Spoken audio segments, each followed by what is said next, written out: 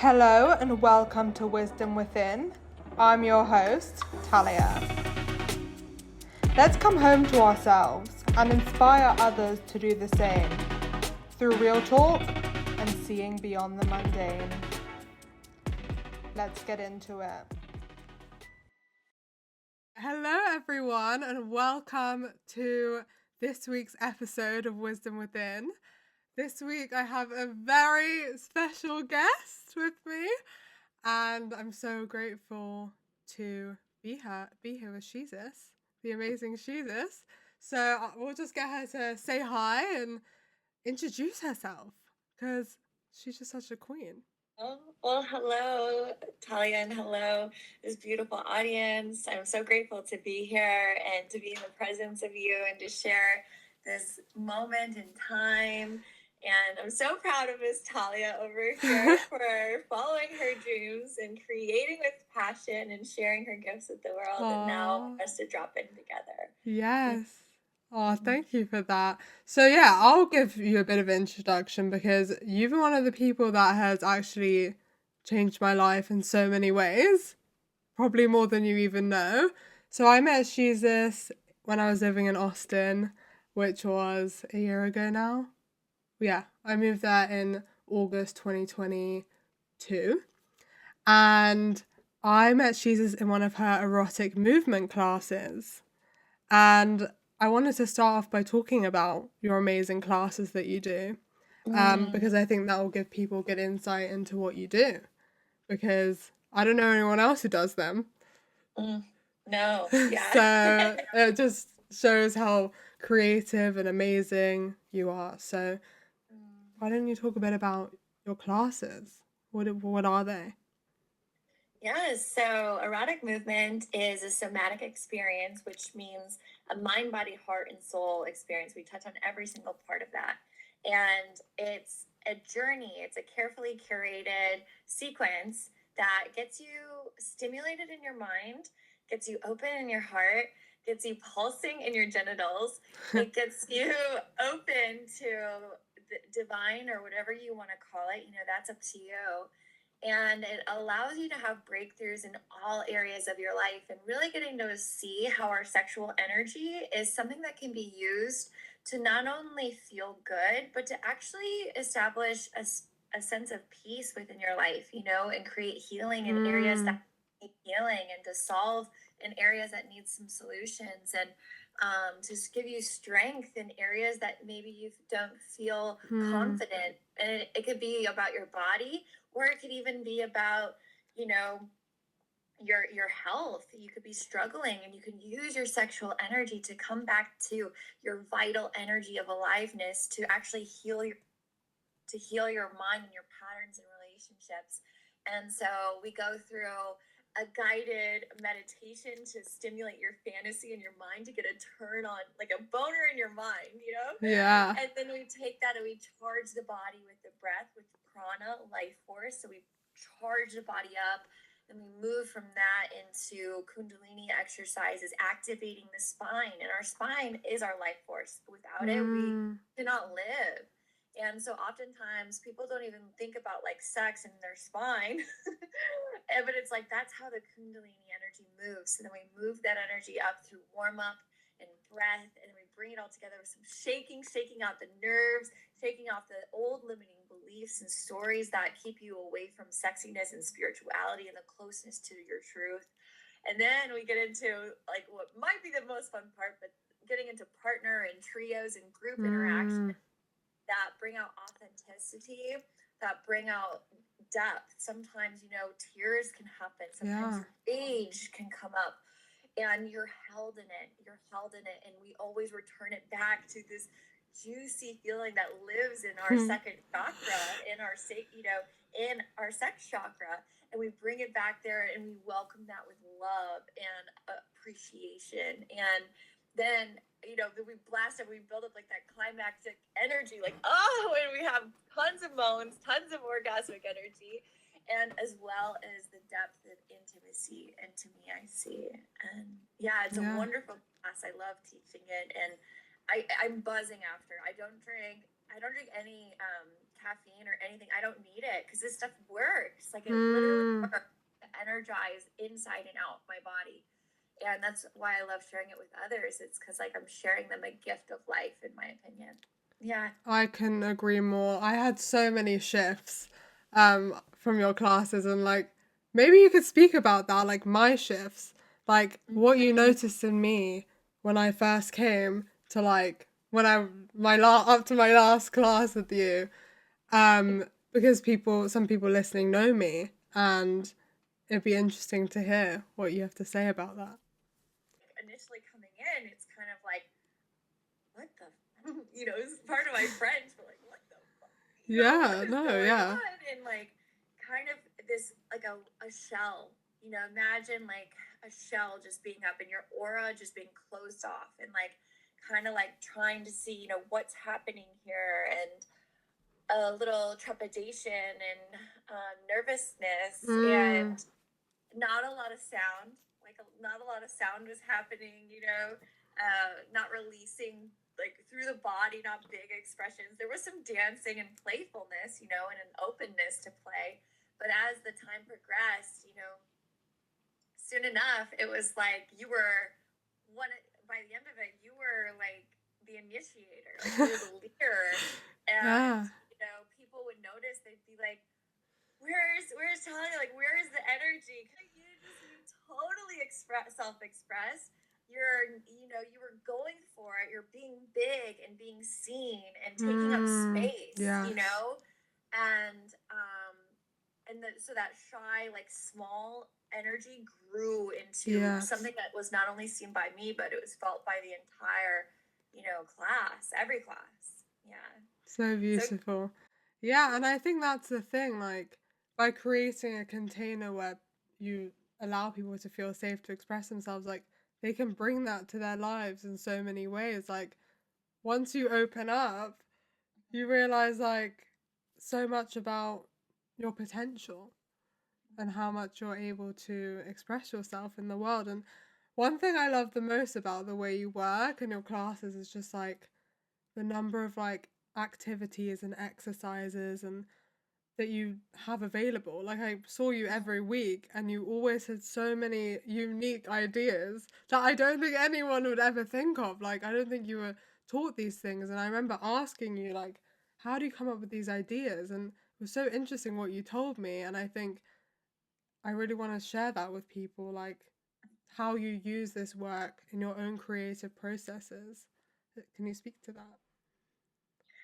Yeah, I was curious, like, what I told you. Oh, well, yeah, I'll let you know if it was the same thing. Our sex center, our second chakra, is our creative life force energy. And so once activated and moved through the body, so it doesn't just stay in the sex chakra, but actually moves up into the gut, into the soul, the solar, up into the heart, and clearing out into the throat, and then coming up into our third eye, and then letting it connect to like the divine. When I can bring it all throughout, then it's like I'm now connected to my creativity in each part of myself. And so downloads happen, and by downloads I mean just information or creative ideas or inspiration just comes in, and it comes in, I can visualize it, I can see it, and then it can come down into my throat, and it feels like I can speak it, and it feels juicy, and then I can go into my heart, and then some of those exercises come from my heart, like, what would love do? And the idea just it flows through, just like, when you get into an orgasm, you're in just this bliss state, and the energy is just flowing through you, and you don't necessarily know, like, where did it even come from? Yeah. Right? Like, where did it come from? And that's the same energy. It's this co-creation with, I believe, with divine and with the universe. And that's why I really love pairing this work with manifestation or creating your reality, because I believe we do create our reality, and our words, spellings, they're spells. We're casting spells with every thought, with every word, with every feeling and emotion. And training my body to respond in a way that can alchemize life, because life gets hard, right? And that's what closes our creativity down. It's like you start to get in a rut. If people say I'm in a rut or I'm stuck, or just kind of going on autopilot. There's no creativity, there's no flow, because all of the energy is being siphoned off, it's being cut off from our lower, our sexual energy. And so we've got to waken that back up. And it's like, yeah, then you're going to have ahas all the time, Yeah. Yeah. It's a beautiful process. And yeah, I don't know if that's what I shared with you when I originally No, started. what you said to me was like, I just tune in and these ideas just come to me from the divine. I think I'd never met someone who lives their life like that, like had their decisions from the divine. Like when I met you, I was like, what does that mean? I was like, this person's a fairy. I was like, I literally thought you were a fairy. I still do. Um, and I think just seeing the magic that came through you, I was like, wow, like this is possible. Like there are people that live their life like this. And I think, yeah, one of the things you love to teach are the laws. The obviously there's the manifestation law of attraction. Yes. What are your other laws that you love to teach? That because people probably don't even know what they are. Well, the two I focus on are law of attraction and law of assumption, definitely. And I want to kind of backtrack there for a moment, because yes, I love everything can come from divine, right? Like, Yeah. and that's actually something that is a really, really key component to everything in my life now. Yeah. Whereas before, and that's a big distinction along my journey that has gotten me to where I am today, and is the difference of before I would call myself spiritual. Like I would go to yoga, or I would go to transformational festivals, and I would undergo, medicine journeys and all of this stuff, but none of it was actually like tuning in and turning my life over to divine. Like it was me constantly trying to chase, manipulate, control out of fear, out of lack, out of fear of not being enough. That's the number one, fear. And then the number two fear is, what does that mean? That I won't be loved. So it was this constant seeking so much to want to be in spirituality and faith. Yeah. But not living in the actual depth and weight of it. And so now I love that you reminded me of that, because it's like, even before we got on this call, it was like, let's pause, let's say a prayer, let's ask divine to come through, my words, my thoughts, my actions, and show me what divine would have me be, and show me what divine would have me serve into the world. And now I like to call it like my forever friend. Whereas before I felt so alone, no matter how much I did, or no matter how many people I found, I there was like a hole inside of me. Wow. And now it's like that hole is filled by the grace of God's spirit, the universe, whatever you call it. It's filled by that. But it's my constant daily decision. Our destiny is shaped in the moment of decision. And I decided to let divine in every day. Like today, I did the same thing. I let it in to be my guide, and that is the true source of power. That's the true source of transformation. And oftentimes people are constantly looking outside for that thing, for the transformation, but really it's right here. It's already within you. That's why my podcast is called Wisdom Within.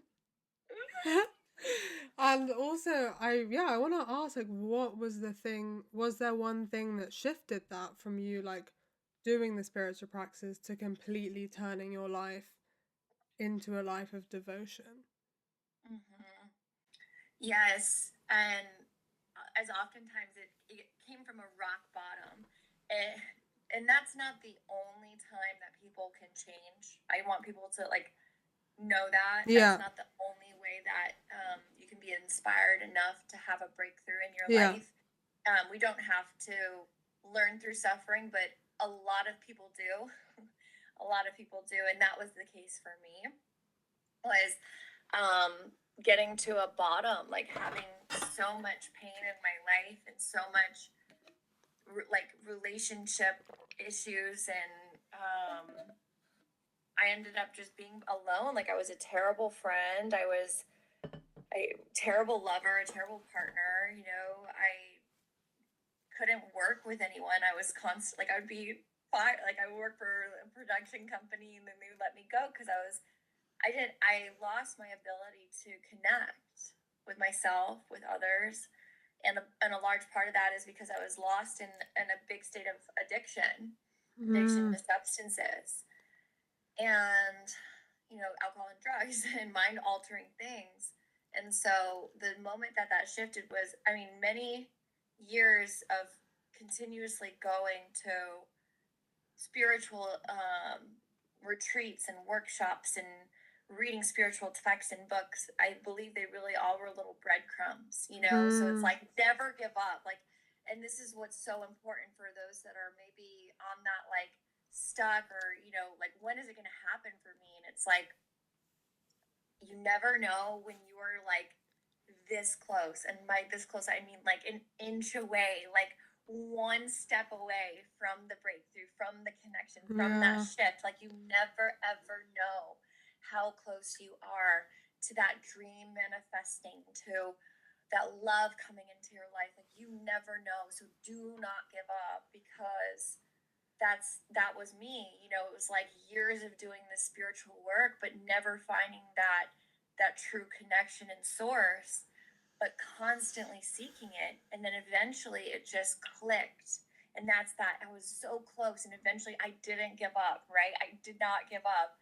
And eventually I heard it. I went to a seminar, and there was a speaker that was speaking about God and how divine and God gave me a purpose.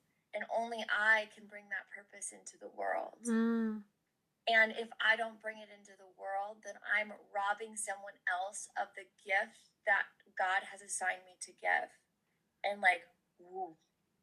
Like, I felt like all of a sudden in my body, I felt this weight on my body just come into me. And all of a sudden I felt grounded into the earth. And mind you, I had just been getting off of a bender, meaning like getting really loaded on like drunk, like, you know, and my addiction, drunk, like terrible, like throwing up, like all night. And I was laid out on the floor, and it was this virtual experience that I'm hearing these words leave this speaker's lips and coming into my body. And I felt for the first time, like I felt the earth beneath me. And then that continued on into 7 layers of why. And I teach this, I taught this in my manifestation play shop this year, of the 7 layers deep of why. And discovering how important our why is. Like, why are we doing anything, you know? And why did you create this podcast? And why am I here, you know? And the intention behind it, and having a deep enough why that will move me no matter what's happening in life, is really what gave me the strength and what allowed my connection to divine to really break through and come totally into me. And I had what's called like a burning bush moment. And so laying on the floor, I can't move. I've been throwing up, and I look awful. You know, I had just almost gotten arrested before, like, you know, 20 days before that for intoxication driving. And I was like, if I get arrested, like I just want to die. Like, that's where I was. You know, I was at this end. And I'm laying there, I can't move, and I'm just hearing them say 7 layers why. And I'm going through it in my head, and I'm like, why? Because, you know, the first one's like, why? Because this feels like shit. Like, why do I want to stop this life? Like, why do I want to give up this pain? And it was like the second, it was like, why? Because I'm not getting what I want, you know, I'm struggling. And then, but by the end of it, we're getting deeper and deeper. And at the time, my mother and my sister were about to come from Michigan to visit me in Texas. And I'm getting deeper into the why. So I'm at like 5 or 6. And it's like, why? Like, why do I want to give up this addiction? Why do I want to give up this struggle? And it was like, why? Because I don't want my mother and my sister to see me like this.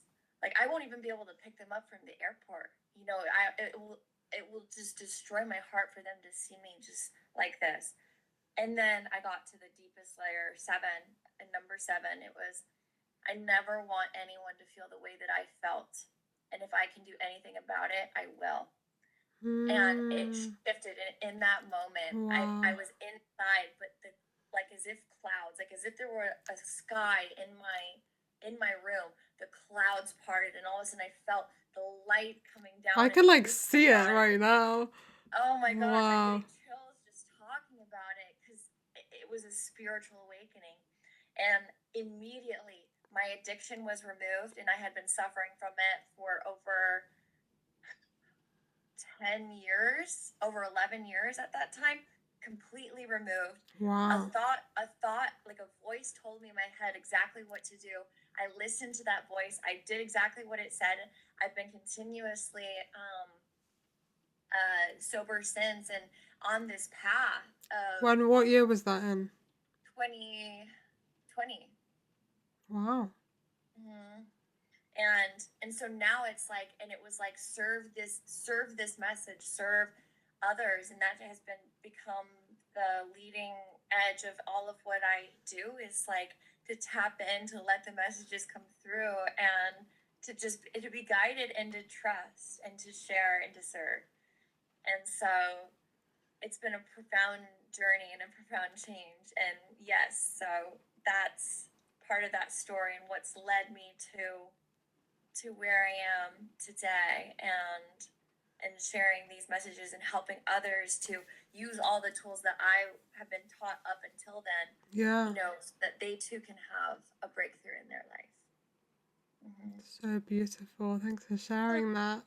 Yeah. Is there any other messages you have for people? Obviously, you have so many, but the one advice you've given that was the most strong, I think, was just like, keep going. Is there anything else that you'd say to someone who is struggling with addiction right now? Yeah, and it this doesn't even have to just apply to addiction Addiction, yeah, in just anything. substance sense, but like people are addicted to pain, Yeah. addicted to um, a distorted perception of the self, so yes, Mm, this can apply to both, but it's like of not feeling good enough, of not feeling pretty enough, of of feeling a disconnection with your body, of not seeing your body as beautiful, of not seeing it as a temple, and using it as a temple, and health, money from people who struggle financially, to people who have it all, so to speak, have it all, but still there's something inside of them that's like unhappy, mm, or who cannot tap into a space of serenity. yeah. It's like no matter where you're at in your life, there's something, or maybe you're doing really well and you just want to do better. You just want to like grow even more and serve even more. It's like that message is consistent all throughout. It's excavating the things that are the obstacles that I'm creating, right? It's like, what's the thing that's getting in my way? Me. Yeah. That's why we rely on I like to rely on divine, on God, because it's like I can I can turn over all of me that's not actually me. It's just stuff I picked up along the way. I can give it over, like get rid of the garbage. I love what Michael Singer always says, and he's the author of The Untethered Soul. He's like, our head, it's like we're constantly putting garbage in it, and you wonder why you feel terrible, or you wonder why you're constantly on the monkey mind wheel, Yeah. running like a hamster wheel. It's because it's full of garbage, and our job, and what he says, Michael Singer says, is to get rid of all of the garbage in our head, Yeah. so that we can truly hear the source and the voice within. And so, yeah, the biggest message is to, excavate the things that are perpetually keeping you from source, from your truth. And once you excavate it, replace it with something new. Establish a physical state of physiology, a state of being that is of turn on, is of attraction, is of life, Mm, right?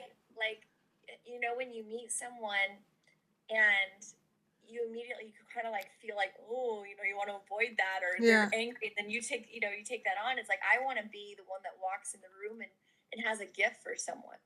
Even if I don't speak to them, I want them to energetically be able to feel serenity, when they get near me, or feel held or feel seen. I want to be able to be that person. And I really think that's what everyone wants to do. But sometimes we have to forget all of the things we thought we were in order to actually become who we are.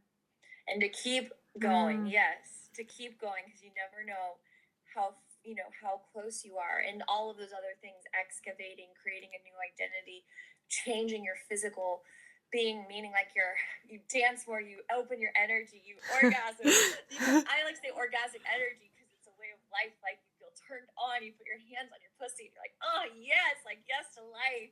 Or maybe you're really peaceful and you're giving peace throughout the world, which is totally needed right now, right?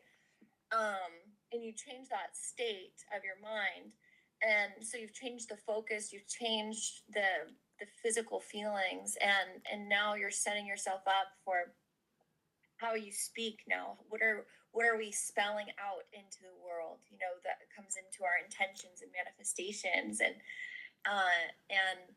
when you keep going, you're going to keep getting results, like no matter what I do, right? And like going to the gym, I might not see results the first day. Who's gone to the gym and was like fit the first day that they went there? Nobody. Exactly. Nobody. Exactly. It takes time. It takes repetition. It takes devotion. And so this path is part of that devotion that you spoke of earlier, and devoting myself to connecting to divine and serving what comes through. And part of that is sex magic, that's what's coming through. And to reclaim our sexuality is something that is sacred, so that people can heal the part that says that their body is something to be ashamed of, and to transcend that and to see it as holy, and to continue to connect with divine, and not separate the body from that process. Yeah. So beautiful. You just have all the wisdom. You have so much knowledge, and it's just amazing. I love you so much. What brings you back most strongly to your connection with the divine? That's interesting, because I want to say there's so many things, because there really are. Yeah. And I would say, I think, so having a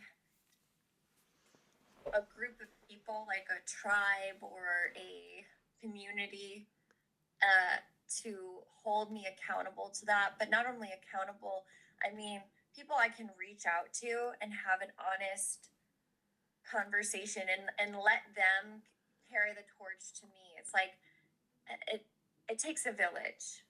And that's a big difference between, like addiction is literally, I isolate myself from others, from unity, from connection to both source and to others.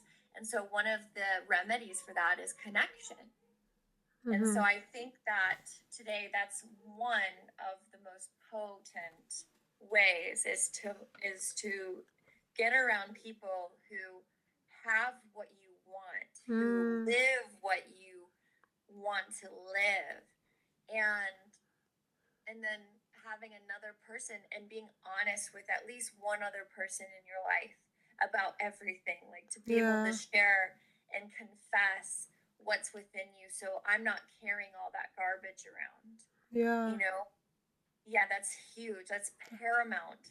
Unity is paramount to my ability to stay on the path. That's really beautiful. Being able to be open with people is such a beautiful gift, because we, like, through connecting with others, we realize more about who we are and what we're here to do. We're like mirrors for each other. We will, like, divert back a bit to what the law of assumption is, and why that's the second law that stands out to you. That I the really most. like. Yeah. So a big teacher on that is Neville Goddard, and he's a great teacher. You can find a lot of his readers and information online and YouTube. You can listen to Audible audiobooks, and guided talks. Like he used to do these talks with people kind of similar to, Abraham Hicks, which Abraham Hicks is all law of attraction Yeah. works, that which you think becomes, where a focus goes, where focus goes, energy flows. So that's law of attraction, and law of assumption is it's already done. And I love that. I love that, especially as someone like I can one of my like nitty gritties, like my nitty gritties are like those like little sandpaper parts of myself that kind of come up and they rub me like in an uncomfortable way, So the nitty gritties of me is like the perfectionism. It's like sometimes I want to be perfect, and it's like that holds back from action, that holds back from devotion, right? And so if it's already done, then that takes the pressure off of me to have to get it just right. Like, whoa. Like, Yeah. already done. That's like a big breath, Like, it's already done is like, it's like the biggest relief in the body. It's allowed me to connect back to source again, right? Because if it's already done, it's already taken care of, then I'm just going to do the next right thing. I'm going to do the next best thing. I'm going to enjoy the process because, right? Like, it's already taken care of. And it puts me at ease. And I really love that feeling. I love being at ease. And I love going through life with that flow state, getting to just navigate. And I love the idea of just floating down a river. I'm not trying to swim upstream. I'm not trying to buck the current. It's already taken care of. Yeah. And so powerful ways to do it's already, the law of assumption is getting into visualization meditations where you actually, visualize, like put yourself in it happened, like, and it's already done. Like you're living it. You're living it. And I don't know if you can give me like an example of something that you want.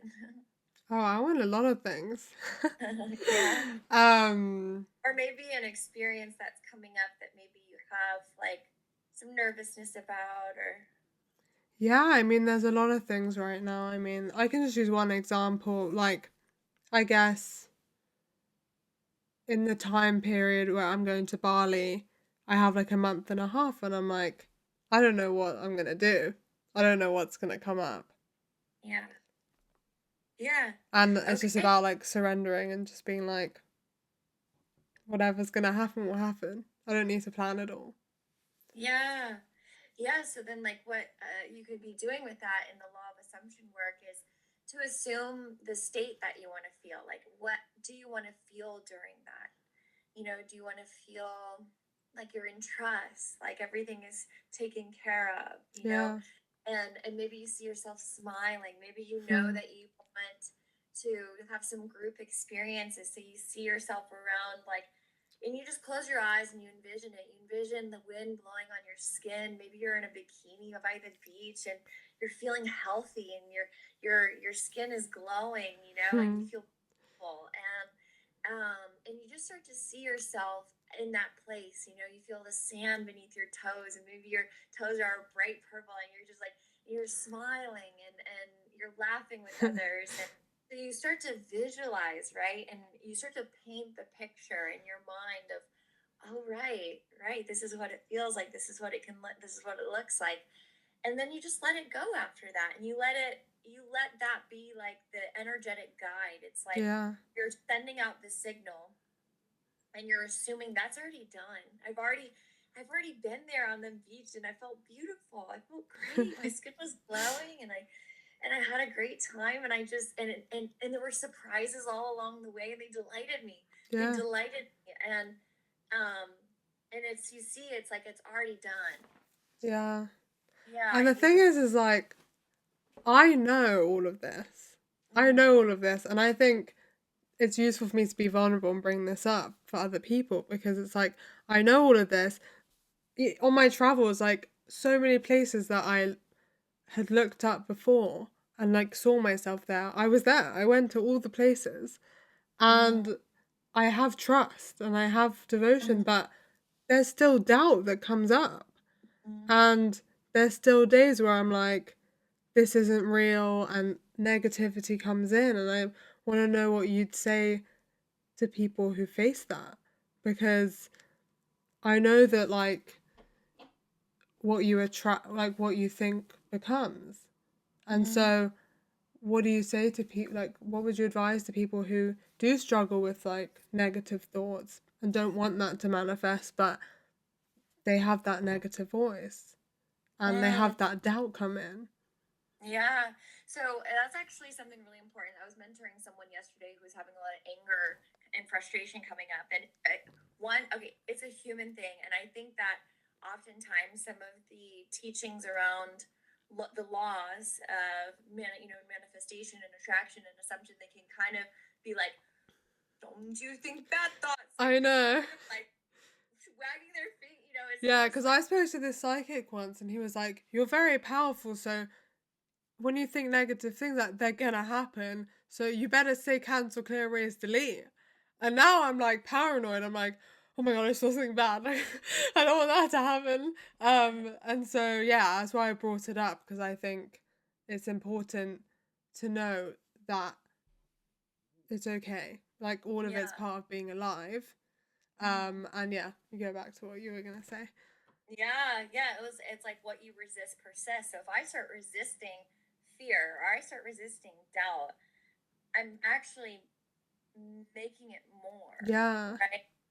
And so the best thing, and that's why I love sexual alchemy, is because I'm bringing it down and I'm bringing it in and I'm taking it into my pussy and my womb and I'm like, oh, I love you. I love you. I'm going to feel you. But not just that. It's like, I've got to feel it to heal it.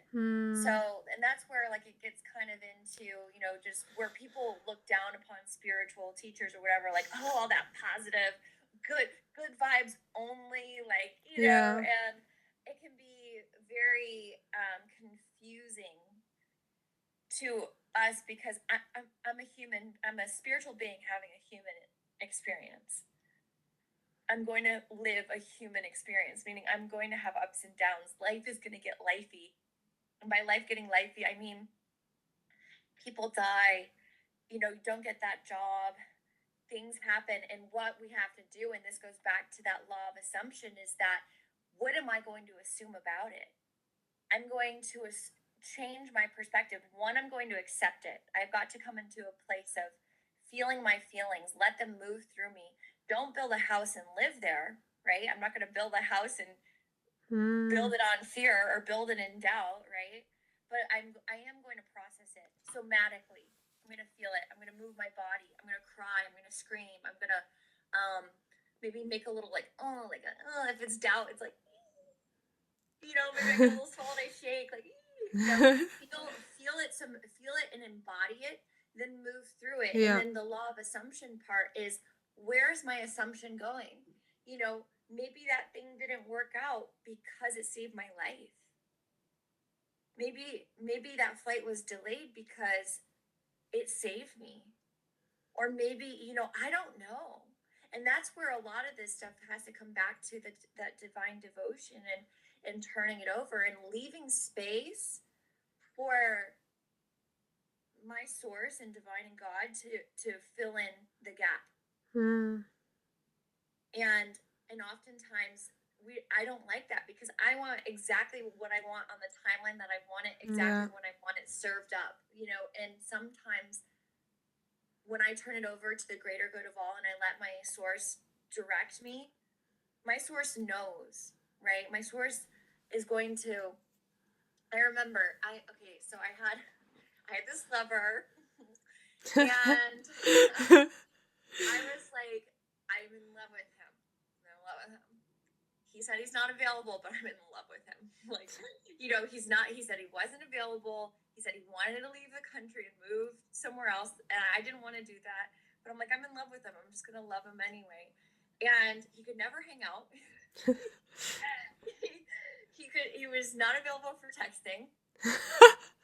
And when he did come over, I would like make a charcuterie board I would like I would put up all the vegetables and all the beautiful like dips and whatever and food, and I'd get flowers, and I would put candles everywhere, and I would make it so sensual, and I'd put on my sexiest lingerie, and I would be like, oh, your shower doesn't have hot water, you can shower and I'll take care of the rest. And he would shower, you come here, and I would like present him like this food plate when he came out of the Oh shower, my and I'd be like, gosh. here you go. And I'd be like, look at me, like I'm in my best like lingerie and I'm waiting for you. And he'd just be like, oh wow. And then he would leave and I wouldn't hear back from him for, I don't know, weeks. Babe.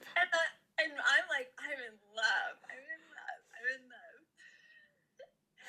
And here's the thing. So what turned out, and so he ended up leaving. Like he did what he was gonna do. He left. I was heartbroken, whatever. But in the meantime, when I was in love with him, I felt this love for him. Every time he wouldn't message me back, sometimes it'd be a month. In that month time, I decided to love myself more. And in that time, I was his cheerleader. I was cheerleading him on for his dream, right? I was like, you can move to a different country. And he'd be like, you can? I'm like, yeah, here's a work you could do. Here's a community you could. I was doing all this work for him. And what I realized, I was like, if I could do this for him, why? I'm like, I should be able to do it for myself too, right? And that was when Bali was born. No lie. Like that, through that process, Bali was born. I quit a bad habit. I started getting into like really good shape. I started teaching my classes. Oh my gosh. Because so like rejection is God's protection, right? So every time he was rejecting me, I started to learn to choose myself and double down on the love I had for me. So at the time it felt horrible. But then after a year of dating him, I realized actually it seemed like it wasn't working out in my favor. But after all that time, my dreams actually, the dreams I really wanted were possible because I went through that. Yeah. I think that's the thing is like, whenever you have the hindsight, you're always like, I can see it. But when you're in it, part of it is you don't know what intelligences are working for you. And it's hard to see them. And so that's why the trust is so important. So thank you for sharing that example. And it's always inspiring to hear other people's stories and you're like, wow, it's all working out for everyone. This is amazing. So beautiful. So thanks for that. And yeah, we should definitely talk about Bali now that you mentioned it. Even the story of how that started, of like how you found the place and everything, that was such an aligned moment that I think would be good to share right now. Oh yeah. Yeah. That's so cool. Yeah. Oh, I love that. That story is so amazing. Yeah. And all right, so I decided I'm like I want to do my retreat in Bali. And because I had made a promise to myself, you know, I was going to go there. I loved Thailand. I'm like, I'm doing it. And like, this is that perfect timing. Yeah. So the guy and I, that's happening. I'm like starting to love myself. I'm doing this Bali retreat. And I go out online. I just start searching different venues in different places. And I'm going through them. And then I find this one and it really like pulled at me. Like it drew me closer. And I'm like, okay. So I reach out to them and I message them and then they get back to me. Like, okay, I'm going to still keep looking around, right? I'm going to look around. And I found one other place and it was like I'll message them too. But it was like these two. I had these two places. And the first one, it was like an immediate, like, just like a pull. Like, it was like tugging my heart. Like, okay, like, you can have me, you know? But I was still on this edge. So talking about doubt, right? And this is what happens with doubt is like it comes in and it's like, well, what are you going to do? Our destiny is shaped in the moment of decision, right? So I decided I go to Michigan, where I'm from, and I land in Michigan. I get settled, and I'm in a city that I haven't stayed in. You know, I hadn't been there in years, and I fall asleep, and the next day I wake up and I say, Okay. All right, divine. Like, I need you to show me a sign. Like, I just said, show me a sign. Like, show me a sign that I'm on the right track with Bali. Give me a sign today.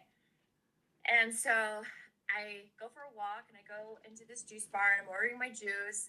And I get my juice and then I like look at like right by the register is this sign. And it's a woman's retreat in Bali at the same resort center of the first one that I had found after I had just had prayed that morning for a sign for Bali. And I just like my mouth dropped. I took a photo, I looked it up, I'm like, not only that, but it was a woman's retreat. That's what I'm doing, right? I'm doing a woman's retreat. And I was just like, it's crazy. This is. So I immediately, that day, I put down the deposit for Bali. And I'm like, Destiny is shaped in moments of decision, decided, and the rest is history. Herstory. Yeah. I love that. Yeah. I think these stories are just so, like, it is true. When you ask for a sign, there will be one. And I think people often think, oh, that's just a coincidence. And it's like, you can choose how you want to see things, but at the end of the day, it's just so, I mean, to me, it's so clear. And to you. And that's how we live our lives. With these beautiful signs. Yeah, these signs and it all connects, right? All of it connects, literally. The law of attraction, where energy goes, energy flows. It's like what I'm putting out, I am going to get back. So yeah, the quality of my life can be the quality of my questions, could be the quality of the energy I'm putting out.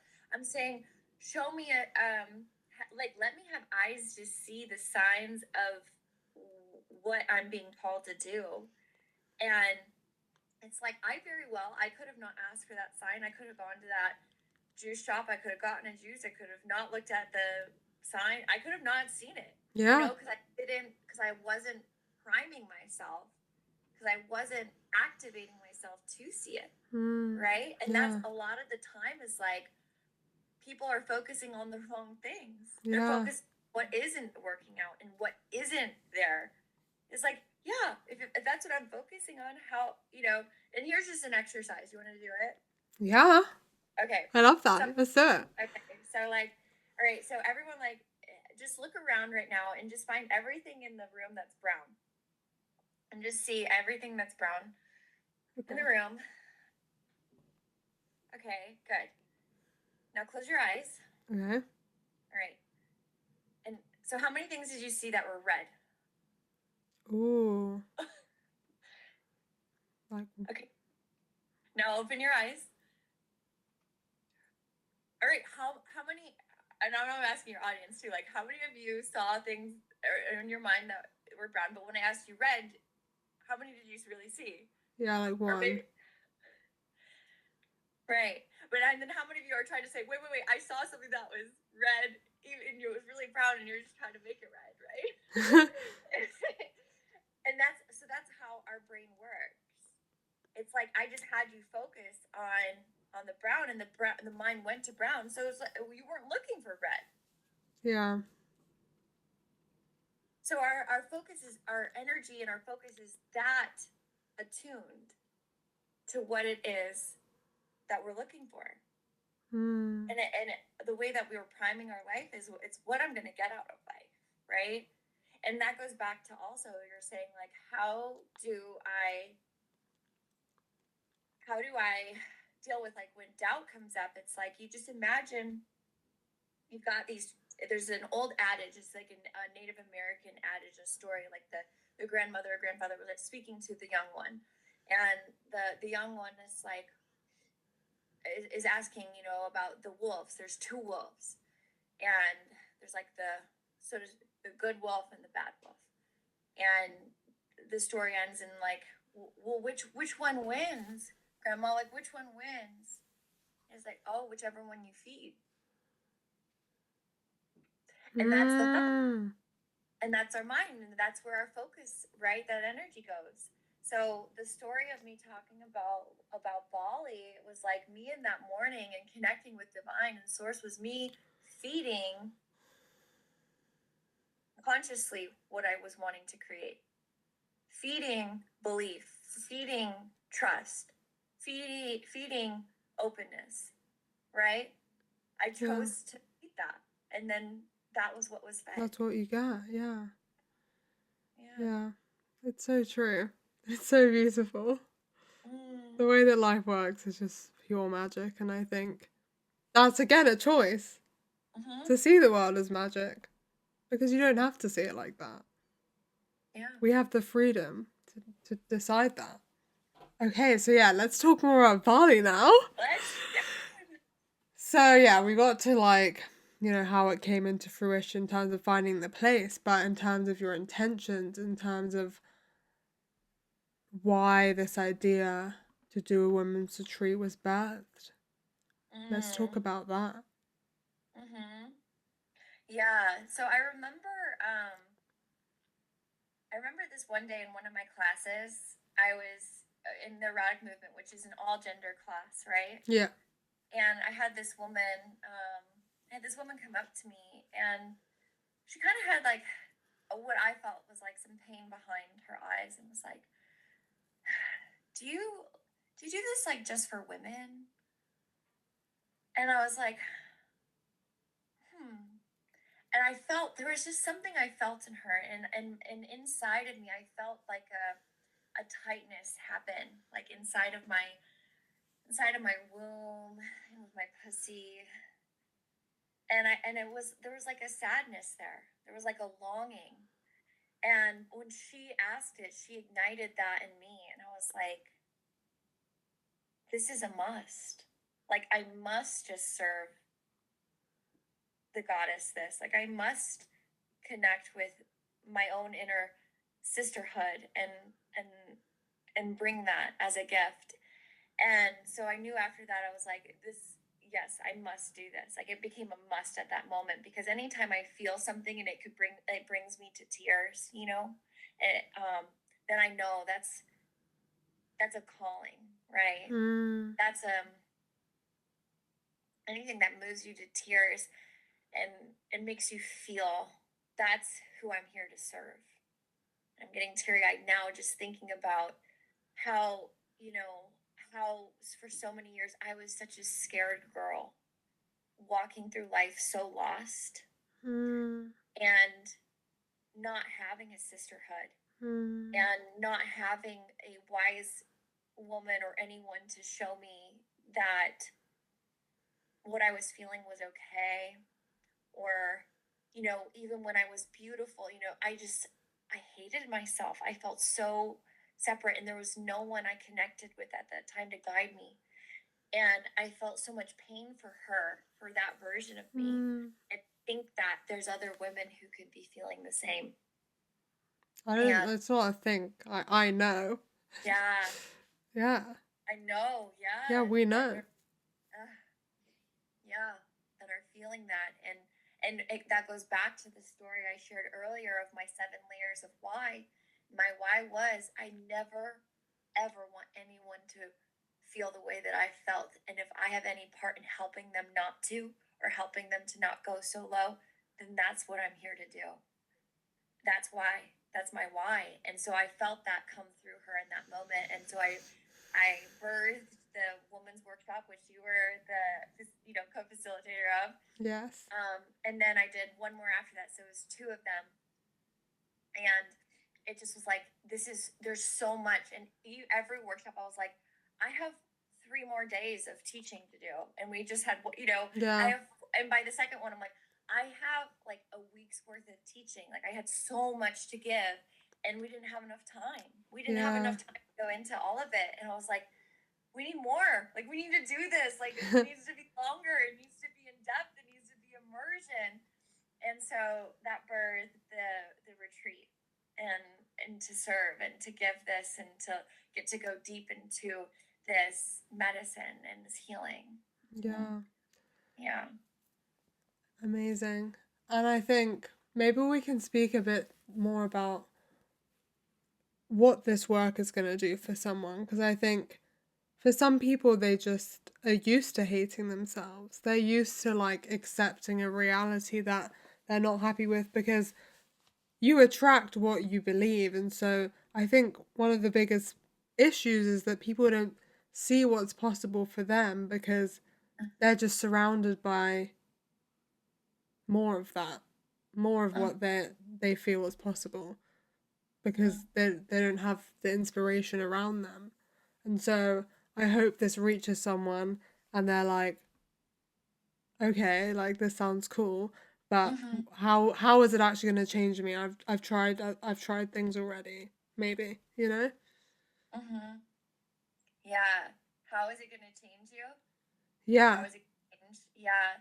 The processes and the different tools and modalities, there's no way you're going to walk away with not having a breakthrough in some form. And here's the thing. Oftentimes people go for what they want but get what they need. Hmm. So it's like um recently, so I went to like a Tony Robbins seminar, and I went to have a breakthrough with my time management and my belief on time. But what I ended up getting was a deeper breakthrough with my own relationship to my body and sexuality.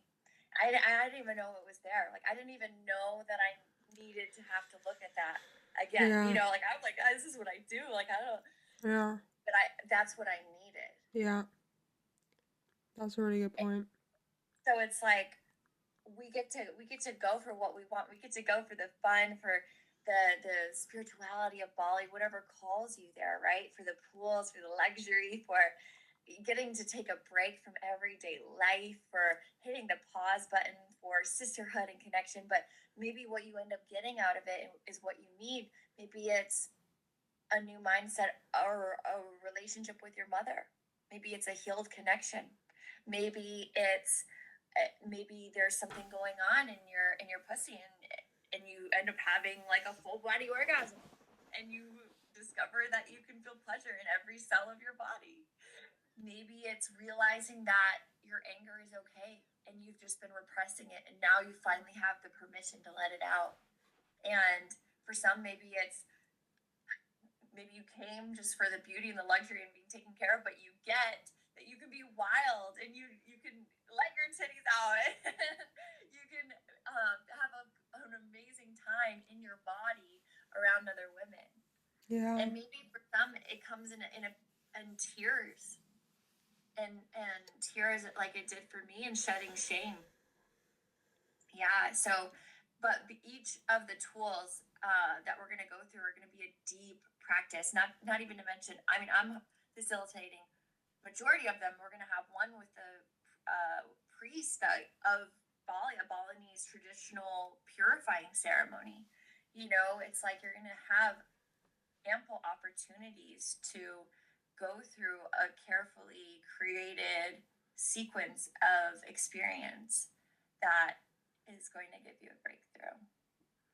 Just signing up is like is a breakthrough, because you're signing up, you're committing to yourself, you're committing to your yes, you're taking a leap of faith, and you're saying yes to what you really want to call into your life.